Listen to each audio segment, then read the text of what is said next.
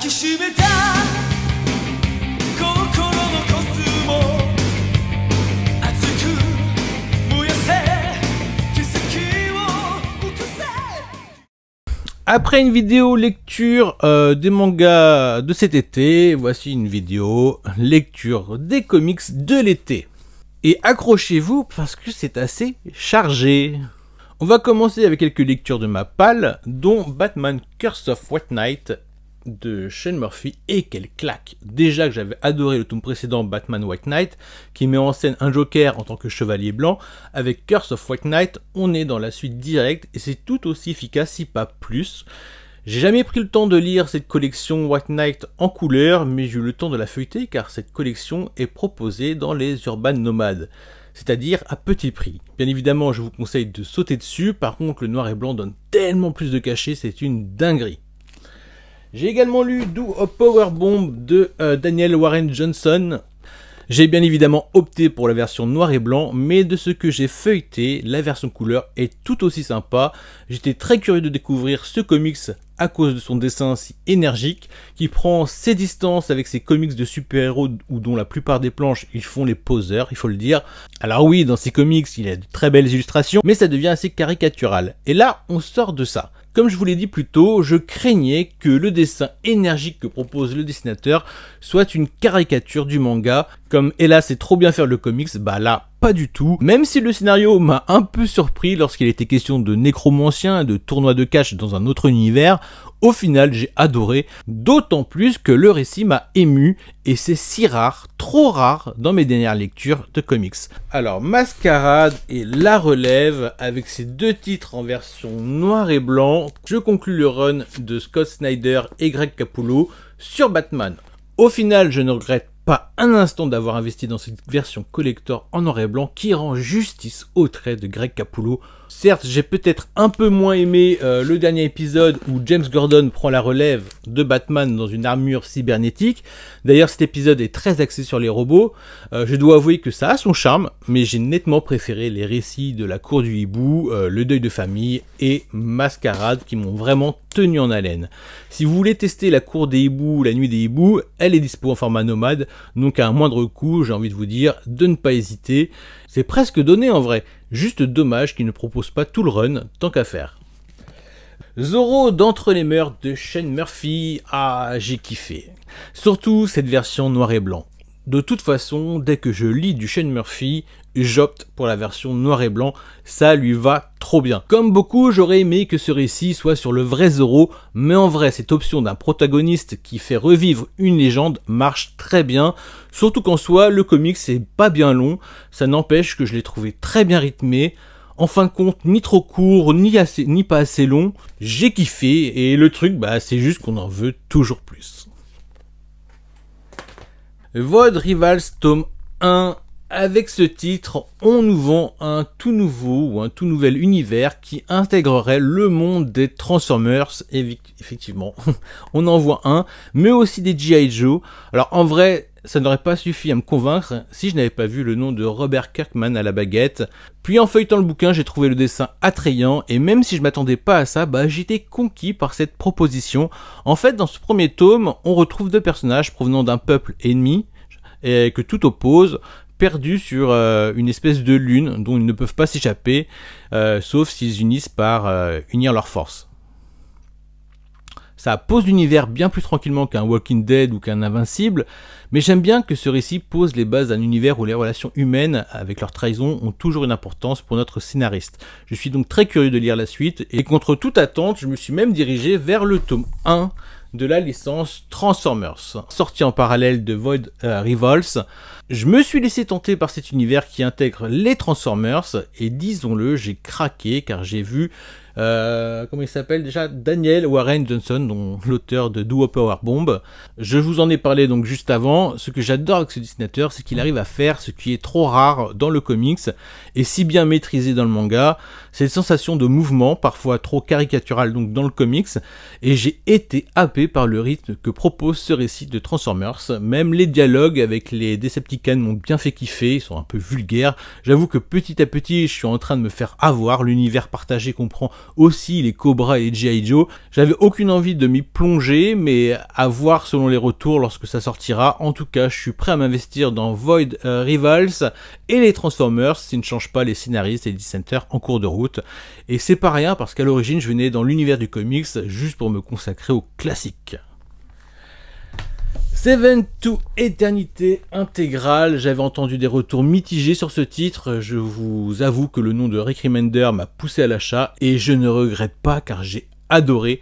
Je ne connaissais pas le dessinateur, son boulot est monstrueux, comme il s'appelle, Jérôme Opena. Avec Remender, on retrouve tous ces thèmes fétiches autour de la famille, des trahisons et tout, mais bordel, j'ai trouvé ça trop efficace. Le héros est plein de faiblesses, on est loin du manichéisme. J'ai lu ce récit, cette intégrale, en 2 fois. Cette édition facilite ça, avec son grand format et son signet pour marquer ta lecture.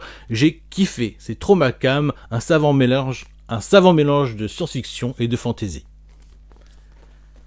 Sacrifice, tome 1, tiens, en parlant de Rick Remender, je ne vous ai pas fait de retour sur son dernier titre, sorti chez Urban dans cette catégorie grand format Indies. Je vous avoue que si le dessin m'avait convaincu de me le procurer en magasin, lorsque j'ai commencé à le lire, une fois le premier chapitre passé, j'étais plus trop sûr de l'intérêt de ce comics. Je me suis peut-être précipité. Puis le récit donne de l'épaisseur au lore, aux personnages, pour au final me convaincre. Je ne regrette donc pas mon achat, et j'ai hâte de lire la suite en espérant que Rick Remender continue de me surprendre, même si on retrouve toujours ce qui fait le succès de son écriture. Joker, The Winning Cards, avec Tom King en tant que scénariste et Mitch Gerards en dessinateur. On reparlera de ce duo un peu plus tard dans la vidéo. Comme vous le verrez, par la suite, j'ai bouffé pas mal de Tom King ce mois-ci, et le gros bémol de cette œuvre, c'est cette putain de censure qu'emploie Tom King lorsqu'il fait parler ses personnages avec des fucks à tout bout de champ. Bordel, ça te sort du récit, c'est horrible. Au début, tu essaies de trouver tes gros mots pour combler les trous, enfin les astérix, je sais pas quoi, puis t'en viens à remplacer tout par fuck, ce qui gâche grandement le texte et l'immersion du récit. Voilà, à côté de ça, j'ai adoré ce traitement du Joker année 1, qui livre ses premiers combats avec le Batman. Genre, c'est un peu la jeunesse de leur idylle, j'ai trouvé le Joker assez terrifiant. C'est comme ça que je l'aime, j'ai adoré les dessins, enfin, je suis conquis par Mitch Gerards. La mise en scène, en vrai, j'ai vraiment pris mon pied, sauf que cette putain de censure de gros mots a gâché la fête, et pas qu'un peu imaginer un hentai avec des mosaïques, voilà. Ou plutôt le film du premier samedi du mois sur Canal+, crypté. Voilà, ça gâche tout le délire. N'empêche que le bouquin vaut quand même le détour, c'est pour dire. C'est pas bien épais, mais voilà, ça m'a suffi, j'ai adoré. Geoff Jones présente Green Lantern, l'intégrale, tome 4. Ça traite concrètement de Blackest Night, titre que vous pourrez retrouver chez les Nomades en 2 tomes. Alors, ça faisait un petit moment que je voulais lire cet épisode de Green Lantern, à l'instar de Sinestro War, qui correspond au tome 2.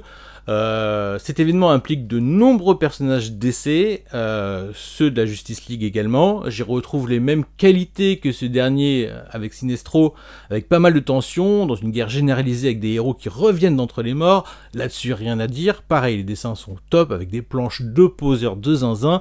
Par contre, c'est encore très décousu parfois, puis à chaque fois que Superman apparaît dans Green Lantern, on dirait qu'il est nerf de ouf.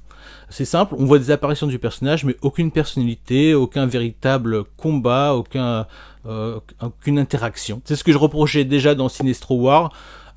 Mais bon, à part quelques petits défauts, des mini-détails, c'est un très bon moment qui construit toujours un peu plus le lore que je me fais de DC Universe et du comics avant les New 52. Donc je suis content de ma lecture, il faudra quand même que je trouve le courage pour lire les autres intégrales qui composent le run de Geoff Jones, parce que ça finit à 7 tomes si je dis pas de bêtises. Voilà, le moment venu on dira. Voilà, j'ai également lu le Justice League tome 4, il faut avouer que parfois ça part dans tous les sens, que parfois c'est pas trop intéressant non plus, puis il y a des fulgurances, de bonnes propositions, des planches qui valent le détour. Avec la guerre de Darkseid qui a eu lieu dans la seconde partie de ce tome 4 et dernier tome de la série, je suis assez satisfait des événements qui me permettent de faire des ramifications avec d'autres lectures telles que Killing Joke, 3 Jokers, ainsi que Crisis of Infinite Earth, dont j'ai timidement commencé la lecture. Mais bon, on en apprend, on fait les liens avec les autres personnages des autres terres, c'est assez intéressant.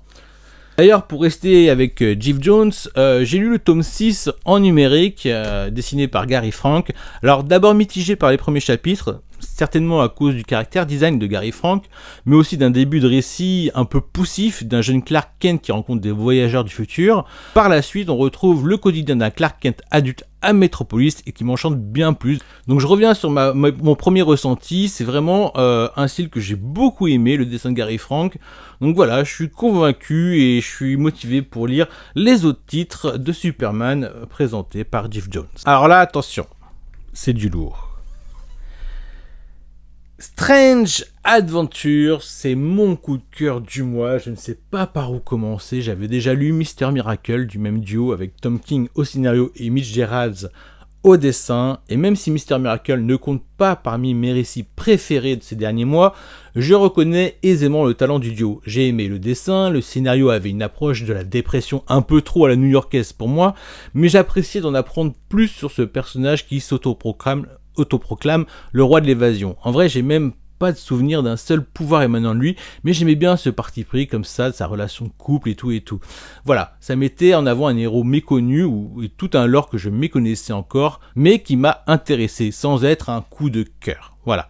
Alors qu'avec Strange Adventure, ça fait mouche tout de suite. Encore une fois, Tom King nous sert des personnages dont je ne connaissais même pas l'existence. D'ailleurs, Monsieur Terrifique est trop badass dans ce récit, à mon goût. Ça parle de quoi? D'un héros qui est de retour sur sa terre natale, qui fait la promotion de son livre où il raconte comment il a sauvé la planète et toute sa population d'un ennemi conquérant. On peut même dire qu'il a migré sur cette planète puisqu'il a eu femme et enfants là-bas, sauf qu'on comprend assez vite qu'au cours de cette guerre, il a perdu sa fille. Puis, lors d'une séance d'autographe, interviendra une personne qui fustigera notre héros en clamant ses crimes de guerre contre le peuple conquérant, et cette intervention deviendra une vidéo virale sur le net, d'autant plus lorsqu'on retrouvera cet individu mort par un pistolet laser, ce qui correspond à l'arme de notre héros. Et pour se disculper, il fera appel au meilleur détective du monde, Batman, qui à son tour fera appel à Mr. Terrific, afin qu'il n'y ait pas de conflit d'intérêts. On aura le droit à de nombreux flashbacks afin de nous faire vivre cette fameuse guerre par bribes et de nous aider à voir plus clair dans cette affaire. J'ai trouvé ça génial de bout en bout, du scénario et des dessins. Jusque-là, j'en avais jamais entendu parler et pourtant, il mérite de se retrouver dans toutes vos étagères. Parole de badass. Human Target, mon second coup de cœur du mois avec Tom King. Bah oui, après ma lecture de Strange Adventure, j'avais besoin de ma petite dose de Tom King. Cette fois-ci, il est en duo avec un certain dessinateur Greg Smallwood, que je ne connaissais ni d'Eve ni d'Adam, mais dont le style me plaisait lors du feuilletage en librairie. Et une nouvelle fois, ça a fait mouche avec un personnage d'essai que je ne connaissais pas, où interviennent encore une fois surtout des seconds couteaux, voire des figurants dans des récits de la Justice League ou de Green Lantern. Alors grosso modo, le héros, son boulot c'est d'être une cible humaine, et il va être engagé pour servir de cible à la place de Lex Luthor. Sauf que ça ne va pas se passer comme il l'aurait souhaité, et qu'il va devenir mourant. Il lui restera quoi, 2 semaines à vivre, ou un truc comme ça. Et donc ce récit raconte comment il va tenter de retrouver celui qui l'a empoisonné. Le truc, c'est que des ennemis souhaitant la mort de Lex Luthor, il y en a pléiade. Mais très vite, on va se concentrer sur un groupe de super-héros faisant partie de la Justice League. Et ça, c'est bon. D'autant plus que notre héros tient son rôle de beau gosse quinquagénaire à merveille. Se plaçant juste en dessous de Batman en tant que détective, je me suis régalé. C'est vraiment le genre de récit qu'on aime avoir chez soi, à lire et à relire à l'occasion. Alors, j'étais à ça de vous faire une trilogie, une quadrologie si on compte Joker Winning Card. J'ai trouvé ce titre par hasard dans une librairie d'une ville voisine à 1 heure de chez moi. C'est simple, je ne savais même pas qu'il existait, et lorsque j'ai vu que Tom King était au scénario, avec en plus un petit mot du libraire en forme de coup de cœur, j'ai pas hésité une seconde. Et vous comprenez pourquoi à la suite de mes 2 lectures précédentes. Puis pour tout vous dire, Supergirl, je ne connais que de loin, alors je suis d'autant plus curieux de découvrir ce titre. Par contre, je suis en cours de lecture parce que je l'ai acheté la veille. Donc on se retrouvera dans une autre vidéo pour mon retour sur cette œuvre de Tom King au scénario et de Bilquis Evely au dessin. Et on va finir avec des lectures nomades, Nous 3 et les Seigneurs de Bagdad. Pour le prix moins de 6 €, c'est donné. J'ai passé un très bon moment avec chacune de ces 2 œuvres. Après attention, âme sensible car il est question d'animaux dans Nous trois, c'est un chien, un lapin et un chat qui ont été transformés en armes de guerre, puis dès lors que les commanditaires les ont vus et les ont jugés comme des échecs, ils ont ordonné qu'on se débarrasse d'eux. C'est alors qu'ils prennent la fuite et commencent une course-poursuite des plus sanglantes. Pour le Seigneur de Bagdad, c'est basé sur une histoire vraie d'animaux qui sont échappés d'un zoo lors des bombardements américains sur Bagdad. Vraiment, l'histoire de ces lions est poignante. Toujours dans la même collection nomade, j'ai lu Joker avec Lee Parmero au dessin et Brian Azzarello au scénario. Et pour tout vous dire, je m'attendais pas à un scénario aussi bon. Voilà, c'est vraiment parce que c'était à moins 6 € que j'ai tenté et j'ai adoré la psychologie de ce titre et la dangerosité du Joker. On y suit un criminel récidiviste qui sort de prison et qui intègre la bande du Joker. Et ainsi, il est en première loge pour découvrir le quotidien du Joker. Et franchement, vous perdez rien à découvrir ce titre. Quand même, ce Joker, c'est un vrai bandeur SM du Batman. Là-dessus, voilà, dessin, tout, c'est nickel. Je vais m'attarder un petit peu sur quelques lectures numériques en comics que j'ai eues. Alors, il y a eu Batman le Badge, la lecture parfaite qui me prépare à la lecture de Doomsday Clock. C'est le prochain titre que je compte m'acheter. Encore une fois, très content de profiter des belles planches et d'une qualité constante.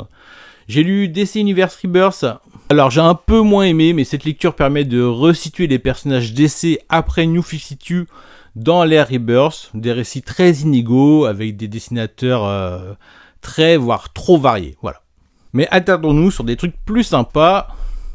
Sinon, j'ai lu Spider-Man le dernier combat en must-have, un Spider-Man qui se lit très bien, c'est un récit complet, donc ça c'est cool, et si notre héros vit une aventure assez tortueuse entre son identité secrète, plus si secrète que ça, et sa tante May kidnappée, par contre, je n'ai pas pu m'empêcher de faire un lien avec l'excellent Renaissance ou Born Again de Daredevil, que j'ai trouvé encore plus violent dans le propos, plus grave, bien plus tragique, ce qui m'a fait relativiser les émotions que me procure ce titre de Spider-Man. Mais ça reste une excellente lecture que je peux que conseiller à tous les aficionados de l'araignée qui n'ont pas encore lu.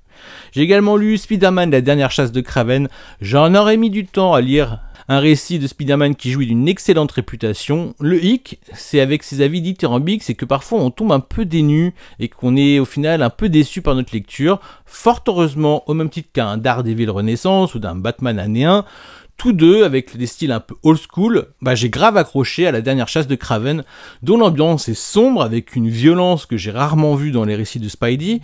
On voit quand même Mary Jane attraper un rat par la queue et l'éclater au sol. Elle est à ça de se faire violer dans les rues de Manhattan, à l'ancienne. Et puis Vermine bouffe des gens, c'est violent quand même. Et puis le personnage tortueux de Kraven, que je n'imaginais pas ainsi, avec toutes les représentations que j'avais de lui, je l'ai trouvé fascinante. Et on n'était pas loin du délire psychédélique à cause des drogues que Kraven utilise sur lui et contre Spidey.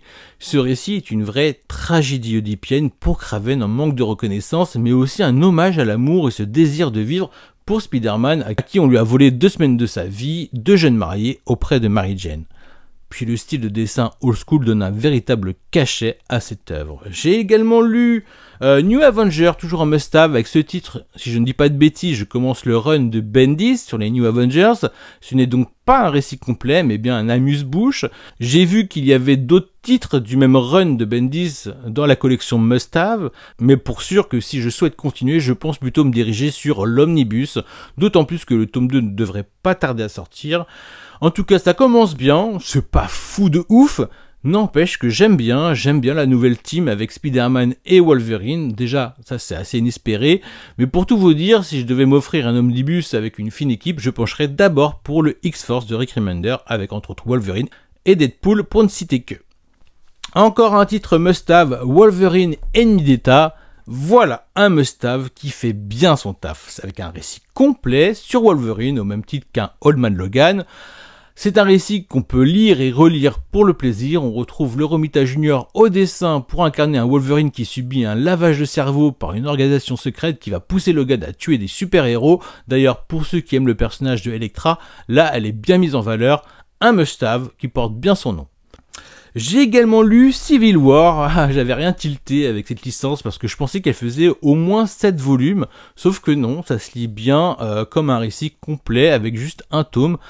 bien qu'il y ait quelques petits extras par-ci par-là, mais sur le coup ça m'a laissé un peu sur ma faim, sinon rien à dire, c'était un bon récit, enfin si, il y a plein de choses à dire d'ailleurs, c'est très intéressant le parallèle qu'on peut faire avec le permis de port d'armes aux États-Unis par exemple.